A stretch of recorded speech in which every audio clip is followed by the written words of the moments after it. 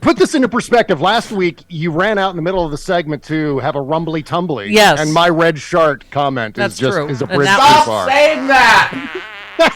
Listen, I had a brown wave, and that's different. Oh, God. Oh, no, okay. All right, listen, This is so- hour one of the show. I just ate a Snickers bar. I cannot handle this right now. We're feeling a lot of relief. There was no red wave. Bob, does it make us bad people that we are exponentially happier the madder they are? And the fact that they were so mad and blaming each other, and it was the biggest bag of rats ever last night. We were like, yay. Oh, my God, yeah. And Jim Acosta reported this morning that Donald Trump is absolutely losing his spadoinkle all over Mar-a-Lago this morning. Maggie because Haberman of what's is happened. reporting the same thing, so I think they've corroborated the story. So watch out for flying catchers What's in happening to Mar-a-Lago. the very big announcement next week, the 15th, November 15th, very big announcement, Mar-a-Lago. The only red wave is the ketchup at Mar-a-Lago that's flowing. It will be, the announcement will be, can you send me some cigarette money in prison here? Could he be in prison by next week? I think that could be. We might have a bigger announcement than his big announcement next week, don't you think? Well, you know what? I don't think I used to be about 60-40 that he wasn't going to run. Now I'm 75-25 that he's not going to run. In fact, our friend Rude Pundit kind of joined us in that cause this morning by saying, you know what? I was on the fence before, but now I'm kind of convinced that Donald Trump may not run for president. Well, we still don't know about the House. The jury's still out on the House and Senate. I mean, it's looking better for, Democrats for the Senate, but we could very well hold both. I mean, I think what he's counting on was getting all these election liars in. And, exactly. Has loser Lee Zeldin congratulated Governor Kathy Hochul yet? Last I heard, he hadn't conceded. No, how unusual. Question about Trump declaring, and Bob, you may know more about this. Can he come out and say, I'm going to run for president without filing paperwork, which still puts him in some gray area where the GOP can still pay his legal bills and he can have access to the money he's raised because he hasn't officially filed? So I'm just wondering if on the 15th he's going to say, I'm running but not filing so I can have my money. That's a good question. I don't know. I think the RNC side of that is up to Ronna McDaniel and the RNC. Right. But as far as Save America PAC and whatever else he's got going on, I think just the very practice of announcing that he's going to run, even before he files to run, I think that would negate access to those super PACs. Can we just take a moment and how glorious it's going to be, the infighting? The most glorious big bag of rats ever, because they're blaming Trump for this and for these extreme Trumpy candidates, so they're like kind of queuing up behind Ron DeSanctimonious. Oh God, got a cute nickname and already. That's so great. And so they're just going to disembowel each other. Like, oh my God, I can't wait for this. But go ahead. Well, that's so great because Ron DeSantis may be quite popular in Florida, but I think, as I've been predicting, nationwide, as soon as they get a look at this talking meatball with his thin voice and lack of charisma, I think they're going to second guess. Yeah. I think this completely changes the entire landscape for the primaries on the Republican side. Yeah. Because, again, I don't think Donald Trump's going to do it. I think Ron DeSantis is a huge question mark. I think he's not the savior I think they're hoping that he'll be. I continue to be concerned about Kristi Noem and Nikki Haley on that front, and the possibility of, like, say, a Kristi Noem Herschel Walker ticket or something like that. Dear God. Would be insane. But a walking St. Jude's commercial. Okay. Yeah. Needless to say, we're in much better shape today than we were yesterday. Yeah. Right. For sure. Right. We still don't know Carrie Lake and Katie Hobbs. Jury's still out on that one, right? Yeah. Another point on the Ron DeSantis. He was not a kingmaker last night. Remember, he came in and tried to endorse O'Day in Colorado that Trump hated. That didn't pan out at all. Yeah. Ron DeSantis' endorsements where he tried to differentiate himself from Trump did not pay off last night. What's more of the reporting about what Trump's mad about? Because that's what makes Bob and I the happiest. He's mad that he's not president. Yeah. That's what Maggie Haberman is saying this morning. What else is he mad about? That a lot of his candidates He's been president for 2 years. I know. And you know what? Maggie Haberman was also saying on CNN the other day that what Trump is doing right now with the will he, won't he thing is kind of a bit. He's kind of doing the same thing he did in 2012. Yeah. And who has said that previously? I kind of said that. I said this is more like 2012, where he teased a run in order to gain ratings for The Celebrity Apprentice. Yeah. I think this is just, he's kind of doing a trial balloon. He's not entirely convinced. And I think that's going to lead him to not announcing anything on the 14th or whenever it's going to be. I think he may announce something, but I don't think it's going to be a run for president, or at least that's where I'm leaning at this point. You know who I credit most, Bob, with this not a red wave, a red spotting, and a blue wave? You know who I credit? I credit you mostly. This final Twitter thing. This final Twitter thing, I'm telling you, you said final thoughts. Gifting the Republicans with majorities will do nothing but empower the worst villains ever to exploit and undermine our democracy. The GOP candidate for governor of Wisconsin said it out loud. If I win, Republicans will never lose another election. He wasn't joking. Congratulations to Governor Evers. Yes, exactly. Yeah. But you just, I just loved all the stuff you said. We have 24 hours to block what could be a substantial nail in the coffin of an American democratic experiment. I say this not as a partisan, but as a patriot, as someone who himself once identified as Republican. Me too, came from a Republican family. It's either the Democrats, the last adults in the room, or a cult that will ignore your ballot and install Trump as president for life in 2024. From there, darkness will rise for generations, or a slow-motion human extinction from worsening climate disasters, whichever comes first. Punishing Democrats out of an anachronistic throw the bums out mindset was fine 40 years ago. Today, it's a vote for the end of votes. It's democracy to end democracy. Nonpartisan historians are warning us. Past civilizations illustrated the shockwaves will damage everything and everyone everywhere. I love that was gloomy and happy clappy at the same time. Yeah. And motivational. Yeah, a little bit. Motivational. Yeah. Right. But so Yeah. So well, tell us I think these were the stakes that I think people responded to. I think ultimately Democrats came out to vote in huge numbers because we want to save democracy. And obviously there are many other important things in there. In fact, abortion was the top issue cited in exit polls in Pennsylvania by like 10 points. I think there was a 10-point differential between number one and number two. And it was what we thought, a 60-something% basically, were angry about it and think that abortion should be legal. Yeah. And one of the lessons here is something that I've gone over and over and over in prior elections, which is that Republicans got happy. They were measuring the drapes. Yep. They were convinced that they were going to win. They were assuming that they were going to pick up 60 seats in the House, something like that.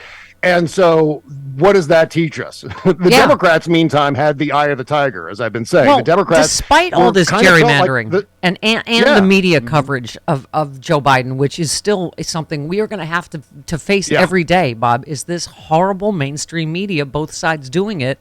When Biden is, did you and I think we'd be having this would even be close when Joe Biden has cut the unemployment rate in half among a million other accomplishments? Well, by rights, this should have been a much larger Democratic victory. I mean, there's no doubt about it. But the fact is that we came damn close to George W. Bush and the Republicans' record from 2002, because this election turned out for the Democrats, much like 2002 turned out for the Republicans. And so that is historic in and of itself. Yeah. And that positions Joe Biden, as Lawrence O'Donnell was saying last night, as one of the most successful first-term Democratic presidents in history, not only from a legislative point of view, but from a ballot box point of view. Yeah. He was able to hold this together. I blame the media for the whole inflation, quote-unquote, story. Yeah. As somebody said, Bob, it's not even a word normal people use. And the media did not cover it as it is, that it is around the entire world, and in most countries much worse than here, and certainly not caused by Joe Biden or Democrats. Right? I mean that's what we're going to have to continue to fight. I mean, imagine there are hardly any stories on corporate profiteering, right? That's exactly right. And that's exactly what I was going to say. Imagine the outcome of this election had the political press in this country actually covered why inflation is happening. Thank you. Versus, these guys in a diner are pissed off about inflation.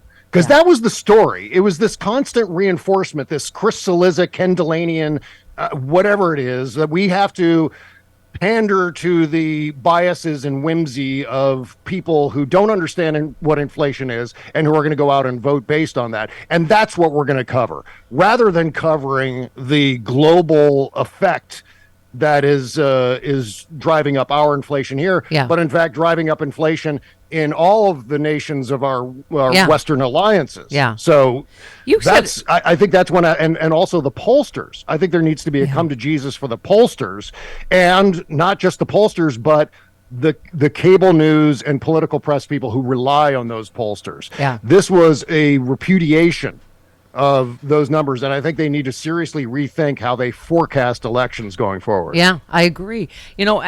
One last tweet of yours I just thought summed it up, and just going forward as well. You said vote for dignity, diversity, stability, reason, experience, compromise, empathy, normalcy, and optimism. Vote against lizard brain disruption, oppression, despotism, mendacity, violence, appeals to our worst instincts, and the end of our national character. Let's make history. I thought, where is it? Andy, 22? You just gotta, this is Andy Biggs last night in Arizona. Yeah. We're going to show Nancy Pelosi the door very shortly. Don't let it hit you on the backside, Nancy. Hey, she's losing the gavel but finding the hammer. Too soon? Is that too soon? I didn't know. I just didn't know. Oh, God. Which is why I chose the T-shirt. Republicans, they really are that horrible. Yeah. Yeah. I think what we have learned is, and it's weird to say this because this was always a Republican thing. I think the Democratic Party represents traditional American values. Yes. Yeah. I'm not talking about the awful And freedom. traditional American values. And freedom. The freedom to do what you want with your body, to love who you Yeah. want, to marry who you want, to read To whatever just be books you decent. want. Yeah. Yeah, to just be decent people. Yeah. I mean, that's ultimately, compare Joe Biden and how Joe Biden comports himself versus Donald Trump and Andy Biggs and Jesse Waters and Greg Gutfeld. And Ron DeSantis, Ron DeSantis, who's yeah, mostly, I mean- cruel, like, what was the Letterman thing? Stupid human tricks? It's like, Yeah. that's what he basically does, uses human beings for cruel, pranks. Yeah. Right? Yeah. And so I think, and you talked about Trump has been soliciting ideas how he might be able to imprison journalists should he retake the White House. And you just said last week, someone with Cloud here explained this to me, that this will never happen, and I'm being ridiculous for warning about it. I mean, going into 2024, I mean, it is critical that we understand that Trump is a fascist, and so is Ron DeSantis. He's, Trump light, I guess. We're not making this crap up. I mean, this is not, we don't invent this stuff for fun. We say it because they're saying it. I mean, you go back to the Republican who ran for governor in Wisconsin and lost, who said the other day that if he wins, there will never be another Republican loss in an election again. Yeah. Donald Trump saying things out loud very similar to that. So these are things that we're not making up. We're not inventing this attack on democracy. This is really happening. And thank God enough voters in this election realized that and voted based on that to motivate them to get out and turn this thing around. And thank God for all of it. Yeah, yeah. Any races in particular you want to comment on that you were happy about or? Oh, yes. Sad? It looks like Lauren Boebert lost. Sarah Palin lost in Alaska. Recreational pot is now legal in Maryland. And why am I bringing that? Oh, yes, that's right. I live in Maryland. yeah. Oh, Bob. Yeah. Smoke if you got them. When does it become legal? When does that go into effect? Do you know? I'm not sure yet. Okay. All right. I'm still basking Based in the on glow how of- Bob is half dressed already. Yeah. This morning. But you know what else? Here's another upside to this election. The Democratic bench has expanded significantly. We now have welcome Wes Moore, who's now going to be a rock star on the Democratic side. He won the first black governor of Maryland, Right. and Josh Shapiro in Pennsylvania. Yes. Not only and did we have a they 25-year-old. Holy moly. Yeah. Not only did they put down these red hat weirdos, Doug Mastriano and Dan Cox, respectively. Yeah. Not only did they do that, but now they become serious contenders for the presidency. Yeah. I mean, if anyone saw that speech that Josh Shapiro gave, I was Amazing. thinking about Josh Shapiro last night. The exact Just what I same was thing. just saying. It's about freedom. Yeah. It's voting for Democrat. Yeah, it's about freedom. Absolutely. I'm sorry, who was And the his second? ability for who was the oratory second is- one that lost? Who was it? Yeah.